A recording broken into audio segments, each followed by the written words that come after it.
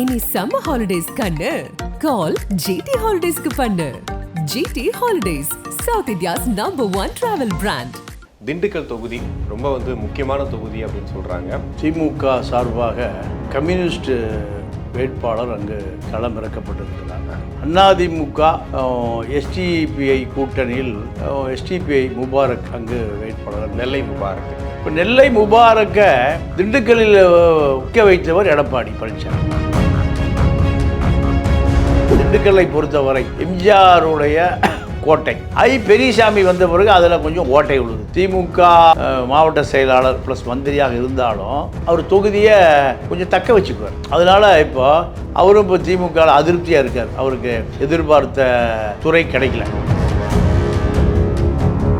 எடப்பாடி முபாரக்கை ஜெயிக்க வச்சு நாடாளுமன்றத்துக்கு அதிமுக சார்பாக அனுப்பணும்னு நினைக்கிறார்.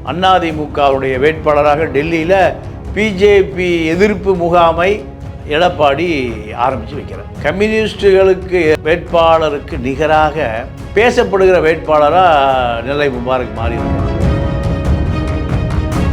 திமுக முக்கியமானது முஸ்லீம் வாக்கு வங்கி தான். ஏன்னா 10% ஒரு ஓட்டு கூட சிந்தாமல் சிதறாமல் அப்படியே திமுக கூட்டணிக்கு விழுது. இந்த வாக்கு வங்கியை உடைக்கணும்னு எடப்பாடி முடிவு பண்ணி யாரை நிறுத்துறாரு? முபாரக், நெல்லை முபாரக் நிறுத்துறாரு. முக்குளத்தூர் வாக்கு வங்கி தான் அவரை கரை சேர்த்துன்னு நினைக்கிறார். என்னன்னா 2 பேருமே சிட்டிங் எம்எல்ஏக்கள். அதனால் 2 பேருமே வெற்றி பெற்ற தொகுதிகளில் முக்குளத்தூர் வாக்கு வங்கி நெல்லை முபாரக் அப்படியே அறுவடை செய்யப்படும். ஒரு தனிப்பட்ட முறையில் எப்படிப்பட்ட மனிதர் சார்?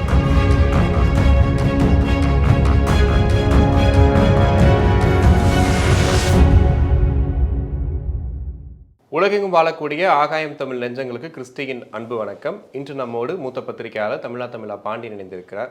வணக்கம் சார். வணக்கம். எப்படி இருக்கீங்க சார்? நல்லா இருக்கேன். திண்டுக்கல் தொகுதி ரொம்ப முக்கியமான தொகுதி அப்படின்னு சொல்கிறாங்க.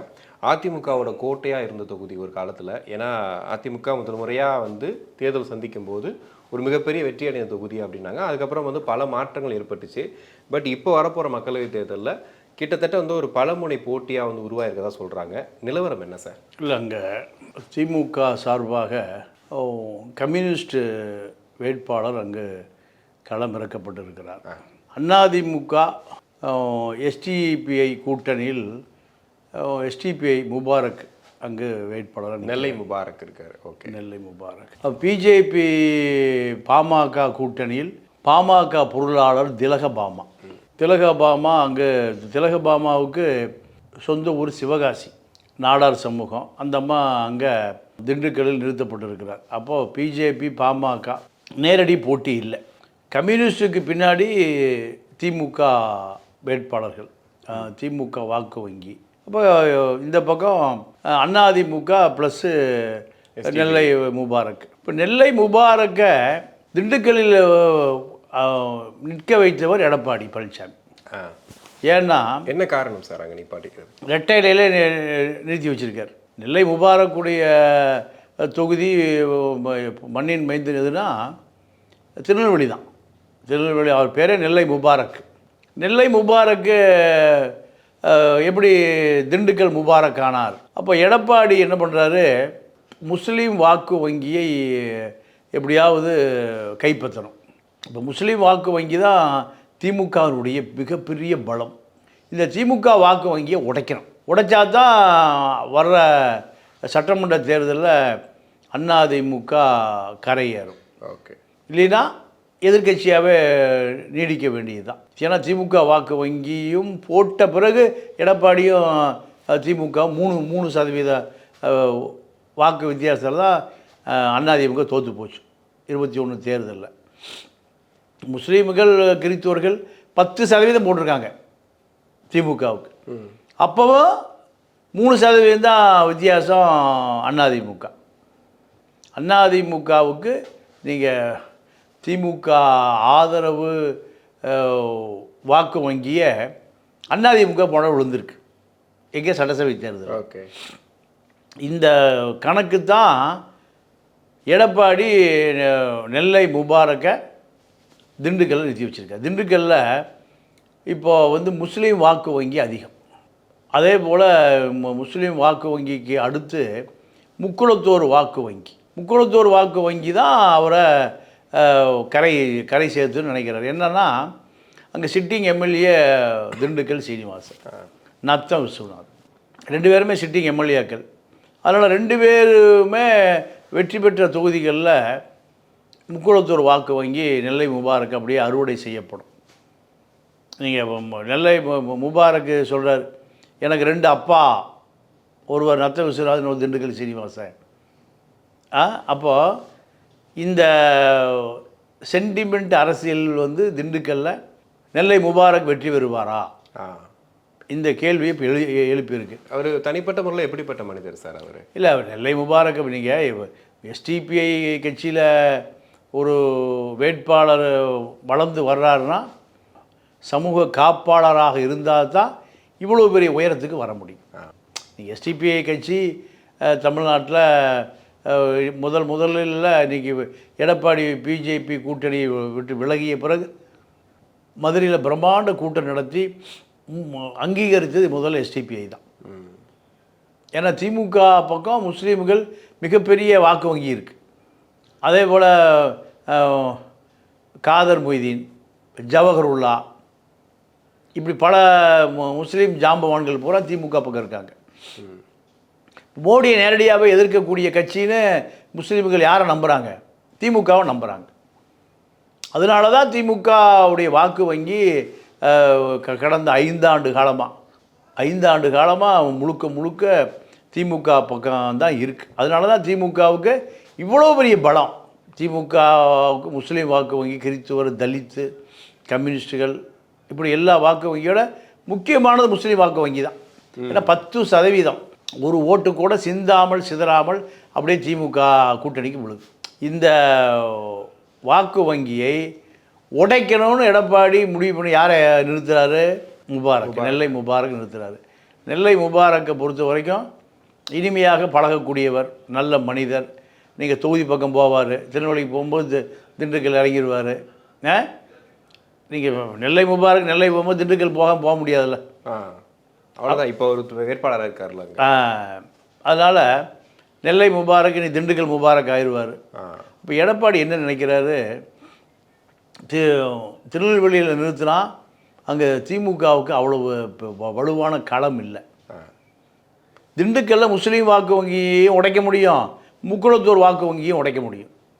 உடைச்சா ஓரளவுக்கு முபாரக்குக்கு வெற்றி பெறுகிற அந்த சதவீதத்தை நெருங்கி வர முடியும். எப்படி சார் இவ்வளோ பரிச்சயமானதாக மாறினார் இவர்? மக்கள் மத்தியில் இப்போ நீங்கள் சொல்கிற மாதிரி இனிமையாக பழகுவார், பேசுவார் அப்படின்னு சொல்கிறீங்க.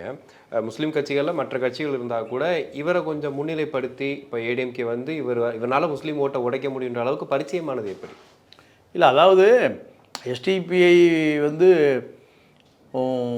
தமிழ்நாட்டில் ஒரு இளைஞர்களால் எஸ்டிபிஐ கட்டமைக்கப்படுகிறது. முஸ்லீம் லீக் இருக்குது, மனிதநேய மக்கள் கட்சி இருக்குது, இப்படி நிறைய கட்சிகள் இருக்குது. இருந்தாலுமே எஸ்டிபிஐ வந்து ஒரு படித்த முஸ்லீம் இளைஞர்கள் அதிகமாக உள்ள கட்சி தான் எஸ்டிபிஐ. அதனால் எஸ்டிபிஐ வந்து அதிமுகவை பிஜேபி உடைச்சி வெளியே வந்தோடனே முதலில் அங்கீகரித்தது எஸ்டிபிஐ தான். இந்த காரணத்திற்காக எடப்பாடி முபாரக்கை ஜெயிக்க வச்சு நாடாளுமன்றத்துக்கு அதிமுக சார்பாக அனுப்பணும்னு நினைக்கிறார். அதிமுக வேட்பாளர் தான் அவர், எஸ்டிபிஐ வேட்பாளராக அல்ல. அதிமுக வேட்பாளர் ரெட்டையில் நிற்கிறாரு. அதிமுக அங்கே களத்தில் நம்ம முழுமையாக இறங்கி வேலை பார்க்குறாங்க. நீங்கள் எம்ஜிஆர் 1972 கட்சி ஆரம்பிக்கிறார், அகில இந்தியா அதிமுகன்னு. 72 ஆரம்பிக்கிறார். 73 திண்டுக்கல் இடைத்தேர்தல் வருது. அப்போ மாயத்தேவரை நிறுத்துறார். நிறுத்தி எம்ஜிஆர் முதல் ஒரு எம்பி, அதிமுகவுக்கு ஒரு எம்பி. இதுதான் திண்டுக்கலுடைய வரலாறு. அப்போது ஒரு எமோஷ்னலாக இருந்தாலே அந்த மக்கள் ஓட்டு போட்டுருவாங்க. அதாவது அப்படி சொல்ல முடியாது. எமோஷனலாக, அதாவது மக்களை மட்டமாக சொல்லக்கூடாது. நம்ம ஓகே, மக்கள் வந்து எப்போவுமே அறிவாளிகள் தான். அதில் வந்து நீங்கள் எப்போவுமே மக்களை வந்து ஒரு எமோஷனல் கனெக்டுக்கு சொல்கிறேன். இல்லை எம்ஜிஆர் வந்தாருன்னா அவர் மேலே ஒரு பாசத்தில் இல்லை. அதாவது திமுக மேலே வெறுப்பு, திமுக மீது வெறுப்பு. நீங்கள் எம்ஜிஆரை ஏதோ சினிமாக்காரெல்லாம் பார்த்தாலும் யாரும் ஓட்டு போடலை.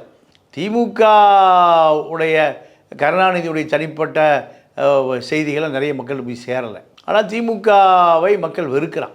அதனால தான் அதிமுக உடைஞ்ச பிறகு திமுக பிடிக்காமல் எல்லாம் அதிமுக வந்தான். இன்றைக்கி மறுபடியும் ஒரு 25 வருஷம் கழித்து 93 வைகோ உடைக்கும் போது அதே கருணாநிதியை ஏற்றுக்கொண்ட, கருணாநிதியை பிடிக்காத, கருணாநிதியால் கருணாநிதி கொள்கைகள் ஏமாற்றப்படுகிறது நம்பினவன் மதிமுக போனான்ல. இதெல்லாம் வைகோ விரும்பி போனான் என்பதை விட கருணாநிதி பிடிக்காம தான் போனான். இன்றைக்கி வரைக்கும் அப்படி தான்.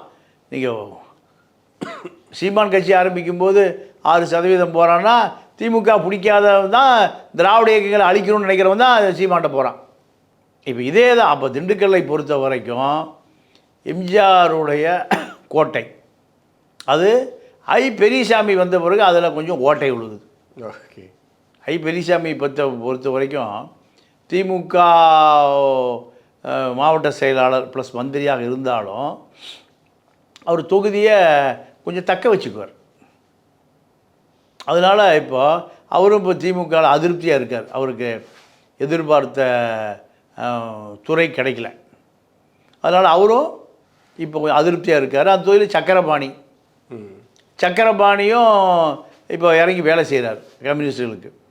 இதற்கு முன்பு பார்த்தீங்கன்னா அங்கே வேலுச்சாமின்னு ஒரு வேட்பாளர் இருந்தார். அவருக்கும் திமுகவுக்கும் சம்மந்தமே இல்லை. ஆந்திராவில் 200 ஃபைனான்ஸ் கடை, கர்நாடகாவில் 200 ஃபைனான்ஸ் கடை வச்சுருந்தார்.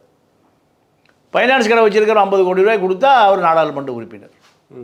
திமுக பொறுத்தவரை இப்படி தான். கடலூரில் முந்திரி ஏற்றுமதியாளர் அவர் ஒரு 50 கோடி ரூபா கொடுத்தாருன்னா அவர் ஒரு நாடாளுமன்ற உறுப்பினர். இப்போல்லாம் அவங்களாம் காணோம். மீண்டும் எம்பி ஆனால் களத்திலேயே இல்லை. திமுக உதயசூரியன் சின்னத்தில் யார் பச்சைமுத்திரின்னா பச்சைமுத்தி எம்பி ஆவார். ஏன்? சிறுபான்மை வாக்கு வங்கி, கம்யூனிஸ்ட் வாக்கு வங்கி, தலித் வாக்கு வங்கி, இப்படி முக்குளத்தோர் எல்லாமே திமுகவுக்கு சாதகமாக இருக்கும். என்ன காரணம் கேட்டிங்கன்னா ஒரே மோடி எதிர்ப்பு தான். மோடி எதிர்ப்பு. ஜெயலலிதா இப்படி நீங்கள் 2014 மோடியா லேடியான்னு ஜெயிச்சது மோடி எதிர்ப்பாளர் தான். மோடி எதிர்ப்பாளை தான். ஜெயலலிதா மறைந்த பிறகு நீங்கள் அதிமுக எங்கே போச்சு? பிஜேபி போயிடுச்சு. திமுக 38 சீட் ஜெயிக்குது. நாங்கள் தான் சனாதனத்தை ஒழிக்க போகிறோம். திமுக 38 சீட்டு. ஜெயலலிதா இருக்கும்போது மோடியா லேடியா? இந்த அரசியல் எப்படி மாறுது? அதிமுக பிஜேபி எதிர்த்தால் அதிமுக ஜெயிக்குது. அதிமுக பிஜேபியோடு சேர்ந்தால் திமுக ஜெயிக்குது. இப்போ திண்டுக்கல்லை பொறுத்தவரை கள நிலவரம், நெல்லை முபாரக் நெல்லையிலிருந்து வந்த வேட்பாளர். இது ஆரம்ப கட்டத்தில் இருந்த நிகழ்வு. இப்போது கம்யூனிஸ்டுகளுக்கு வேட்பாளருக்கு நிகராக பேசப்படுகிற வேட்பாளராக நெல்லை முபாரக் மாறி இருக்கார். மற்ற வேட்பாளர்களுக்கு அந்த அளவுக்கு இது இல்லைன்றீங்களா? இல்லை, வேறு அடுத்த திலகபாமா பாமக, பிஜேபி அங்கே களமே இல்லை. பிஜேபி கட்சி அங்கே இல்லை, பாமகவும் அங்கே பெரிய அளவில் இல்லை. வேட்பாளரும் நீங்கள் திருநெல்வேலி சிவகாசி வேட்பாளர் இது ஒன்று தான். அங்கே 3வது இடம் என்பது ஆட்டோமேட்டிக்காக டெபாசிட் வாங்குமாங்கிறது சந்தேகம் தான் திலகபாமா. ஆனால் அதிமுக இப்போ சிட்டிங் எம்எல்ஏக்கள் இருக்காங்க. இந்த சிட்டிங் எம்எல்ஏக்கள் முக்குளத்தூர் வாக்கு வங்கியை அப்படியே முபாரக்கு பக்கம் கொண்டு வர முடியும், வாய்ப்பு இருக்குது. ஆமாம். அதிமுகவை பொறுத்த வரைக்கும் பிஜேபியோடு கூட்டணி வைத்து கொண்டது தான் அதிமுகவினுடைய பின்னடைவு. அதிமுக பிஜேபியோடு கூட்டணி வைக்கலைன்னா அதிமுக தான் இப்போ போன நாடாளுமன்ற தேர்தலையும் ஜெயிச்சிருக்கு. மோடி எதிர்ப்பு தான். இப்போ எடப்பாடி இப்போ மோடி எதிர்ப்பு, மோடி கூட்டணி முறிவு தான் எடப்பாடியை சிறுபான்மை மக்களிடம் கொண்டு போய் சேர்ப்பதற்கான ஒரு முயற்சி தான். திண்டுக்கல்ல எஸ்டிபி முபாரக்கு ரெட்டை இலையில் நிறுத்தப்பட்டிருக்கார். ஓகே. ஆனால் அதை தாண்டி நெல்லை முபாரக் இப்போது இருக்கக்கூடிய மக்கள்கிட்ட பேசுகிற பழகிற விதம் தாண்டி சமூக சேவைகளும் நிறையா இறங்கி பண்ணதுனால தான் அவருக்கு இந்த மாதிரியான ஒரு வாய்ப்பு வழங்கப்பட்டதுன்னு சொல்கிறாங்களே சார். இல்லை, அதாவது முஸ்லீம் அமைப்புகளில் ஒரு தலைவராக வருவதுங்கிறது ஒரு மிகப்பெரிய தொண்டுள்ளம் இருந்தால்தான் இவ்வளோ உயரத்துக்கு வர முடியும். என்ன காரணம் கேட்டிங்கன்னா, இப்போது முஸ்லீம் அமைப்புகளில் இளைஞர்கள் இப்போது ஒரு பெரிய மாற்றம் நிறைய வந்திருக்கு. முதல்ல முஸ்லீம் லீக்னால் அப்துல் சமது லத்தீஃப் தான். ம். நீங்கள் அவங்க வந்தாங்கன்னா கொஞ்சம் வயசான ஆட்கள் பார்க்க போவாங்க. இப்போ அதெல்லாம் மாறி நீங்கள் இளைஞர்கள் வந்து அரசியல் கையில் எடுத்துட்டாங்க. முஸ்லீம் இளைஞர்கள் நீங்கள் இப்போ பிஜேபிக்கு எதிராக சிஏஏ என்ஆர்சி அரசியலுக்கு எதிராக முழுக்க வந்து கையில் எடுத்து அது ஒரு பெரிய மாற்றம் நடக்குது. இன்றைக்கி யார் முஸ்லீம் அமைப்புகள் பார்த்தீங்கன்னா ஏறக்குறைய ஒரு 10 அமைப்புகள் இருக்குது. எல்லாமே முஸ்லீம் அமைப்புகள் தான். என்ன காரணம் கேட்டிங்கன்னா முதல்ல ஒரே ஒரு அமைப்பு தான் இருந்தது, இந்திய யூனியன் முஸ்லீம் லீக். இப்போ இந்த இந்திய யூனியன் முஸ்லீம் லீக் போய் இப்போ முஸ்லீம் அமைப்புகளே 10 அமைப்புகள் இருக்குது. 10 அமைப்புகள் இளைஞர்கள் கூடுறான், இளைஞர்கள் கூட்டத்தை பார்க்க முடியுது. அப்போ அதில் வந்தவர் தான் யார்? நெல்லை முபாரக். கொஞ்சம் தனித்துவமாக தனித்து தர்றாரு. அதான் காரணம். அப்போ எடப்பாடி பிஜேபியை உடைத்து கொண்டு வந்த பிறகு முதலில் அங்கீகரித்த ஒரு எஸ்டிபி மாநில தலைவர் நெல்லை முபாரக். அந்த நன்றி கடனுக்காகத்தான் அதிமுகவுடைய வேட்பாளராக டெல்லியில் பிஜேபி எதிர்ப்பு முகாமை எடப்பாடி ஆரம்பித்து வைக்கிறார். ஆனால் திமுக மேலே அவருக்கு எப்பவுமே அதிருப்தி இருந்துட்டு தான் இருக்குது. இல்லை, அதாவது திமுகவை பொறுத்தவரை பிஜேபி எதிர்ப்பு இதுதான் வாக்கு வங்கி. அவ்வளோதான் தமிழ்நாடு முழுக்க. இப்போ அதாவது சிறுபான்மை வாக்கு வங்கி, முஸ்லீம் கிறிஸ்தவர் வாக்கு வங்கி, பிஜேபி எதிர்ப்பு திமுக. இந்த பதிவு தான் திமுகவை 38 சீட் வெற்றி பெறுவதற்கான களம் அமைச்சு கொடுக்குது. ஆனால் இப்போ அதிமுகவும் அந்த முடிவை எடுத்திருக்காங்கல்ல, பிஜேபி புறக்கணிச்சு இப்போ அவங்களும் வெளியே வந்திருக்காங்கல்ல, அப்போ ஓட்டுகள் பெரிய வாய்ப்பு இருக்குல்ல. ஆமாம் ஆமாம்.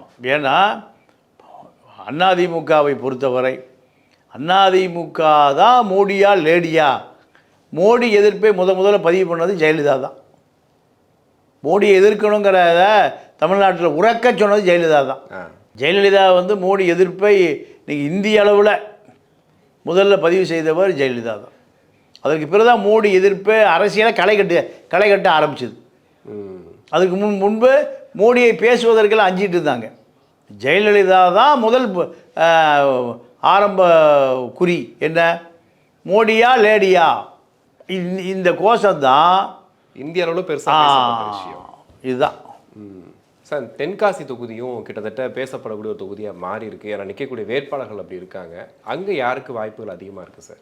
இல்லை, தென்காசியை பொறுத்த வரைக்கும் தேவேந்திர குல வேளாளர் வாக்கு வங்கி அதிகம். ஜான் பாண்டியன் பிஜேபியில் நிற்கிறாரு, கிருஷ்ணசாமி அதிமுக கூட்டணியில் நிற்கிறார், ராணி அந்த அம்மாவும் தேவேந்திர குல வேளாளர் தான். அந்த அம்மா திமுக சார்பு நிற்கிறாங்க, கனிமொழியோட நண்பர். இப்போ 3 பேருமே அந்த தொகுதி வந்து உன்னிப்பாக அதாவது முக்குளத்தூருக்கு எதிராக நீங்கள் தமிழ்நாடுல தெற்கு பகுதியில் தேவேந்திர குல வேளாளர் சமூகம் பெரிய சமூகம். இதில் பிஜேபியும் அதிமுகவும் ஒரே தொகுதியில் களமிறங்கியது தான் அந்த மக்கள் மத்தியில் பரபரப்பாக பேசப்படுது. நீங்கள் 2 பேர் வேறு 2 தொகுதிக்கு போயிருந்தா தேவேந்திர குல வேளாளர்கள் 2 எம்பி கிடச்சிருப்பாங்க. இப்போ 2 பேருமே ஜெயிக்க முடியாது, யாரோ ஒரு ஆள் தான் ஜெயிப்பாங்க. 2 பேர் வாக்கை பிரித்தா திமுக ராணி ஜெயிச்சிடும். ராணி ஜெயிச்சிடும். அங்கே முஸ்லீம் வாக்கு வங்கி அதிகம். ஏன்னா மதம் மாற்றம் நடந்த இடமே தென்காசி தான். முஸ்லீம்களாக இருக்கக்கூடியவர்கள் நிறைய நாடார்கள், தேவேந்திர குல வேளாளர்கள் எல்லாமே முஸ்லீமாக மதம் மாறிய பகுதி 100 ஆண்டு காலமாக. சிவகாசி கலவரத்தில் நாடார்கள் பூரா முஸ்லீமாக மாறிட்டாங்க. நீங்கள் அதே போல் சவுத்தில் தேவேந்திர குல வேளாளர்கள் பூராமே முஸ்லீமாக மாறிட்டாங்க. அதனால் தென்காசி தொகுதி என்பது சட்டமன்ற தொகுதியில் நீங்கள் போன முறை சரத்குமார் நிற்கும்போது அது பரபரப்பாக பேசப்பட்டது. நாடார்கள் அதிகமாக இருக்காங்க, நாடார்களும் பெரிய வாக்கு வங்கி தான். அப்போ தென்காசியை பொறுத்த வரைக்கும் 3 பேருமே தேவேந்திர குல வேளாளர் சமூகம் தான். அதனால் ஜான் பாண்டியனும் கிருஷ்ணசாமி நேரடியாக களத்தில் மோதுவதனால் 2 பேரும் ஓட்டை பிரித்தாங்கன்னா திமுக ஈஸியாக ஜெயிச்சிடும். திமுக ராணிக்கு அந்த மாதிரி அரசு மருத்துவர் அந்த மாதிரி ரிசைன் பண்ணி நிற்கிது. ஓகே, அந்த தொகுதி யாருக்கு கிடைக்கும்? திமுக கிடைக்கும். இது யாராவது ஒரு வேட்பாளரை ஜான் பாண்டியன் இல்லைன்னா கிருஷ்ணசாமி 2 பேருமே நீங்கள் வேறு ஜான் பாண்டியன் வேறு தொகுதியில் நிறுத்தியிருக்கணும், இல்லை கிருஷ்ணசாமி வேறு தொகுதியில் நிறுத்தியிருக்கணும். 2 பேருமே ஒன்றா இருந்து அந்த சமூகத்தினுடைய 2 தலைவர்களுமே ஓட்டை பிரிப்பதனால 2 பேருக்குமே லாபம் இல்லை. 2 பேருக்குமே லாபம் இல்லை. ஓட்டை பிரிப்பதுங்கிறது ஒரு தேர்தலா? வெற்றி பெற முடியுமா? முடியாது. காரணத்துக்காக அப்படி நிப்பாட்டிருக்காங்க சார். அது பிஜேபி தலைவர் அண்ணாமலையினுடைய தேர்வு. அண்ணாமலையை பொறுத்த வரைக்கும் அண்ணாமலை பல தவறுகள் செஞ்சுருக்கார். அண்ணாமலை பல தவறுகள் செஞ்சுருக்கார். நீங்கள் அதனால் அண்ணாமலையினுடைய தவறுகள் இது ஒரு உதாரணம். தென்காசியில் இதை பொறுத்த வரைக்கும், அதாவது சிவகங்கை பொறுத்த வரைக்கும், சிவகங்கையில் கார்த்திக் சிதம்பருக்கு எதிராக வலுவான வேட்பாளர் நிறுத்தப்படவில்லை. பிஜேபியில் நிறுத்தலை, அதிமுகவில் நிறுத்தலை. பிஜேபியில் நிறுத்தின வின்டிவி தேவநாதன் அந்த தொகுதிக்கு புதிய வரவு, பெரிய வலுவான வேட்பாளர் அல்ல. ராணி தென்காசியை பொறுத்த வரைக்கும் ராணியும் ஒரு வலுவான வேட்பாளர் இல்லை. இருந்தாலும் திமுக பின்னணி. அதனால் ஜான் பாண்டி கிருஷ்ணசாமி 2 பேருமே நீங்கள் குறைந்தபட்சம் 2 பேருமே ஒரு 2 லட்சம் வாக்குகளை, 1.5 லட்சம் வாக்குகளை, 3 லட்சம் வாக்குகளை பிரிச்சுருவாங்கன்னு அந்த தொகுதி மக்கள் கருதுகிறாங்க. அப்படி பிரித்தால் ராணி கண்டிப்பாக வெற்றி பெறுவார். ஓகே, கண்டிப்பாக சார். நிறைய விஷயங்கள் பேசணும், பொறுத்து இருந்து பார்ப்போம். நேரத்துக்கு நன்றி, வணக்கம். இனி சம்மர் ஹாலிடேஸ் கண்ணு கால் ஜிடி ஹாலிடேஸ்க்கு பண்ணு. GT holidays, south India's #1 travel brand.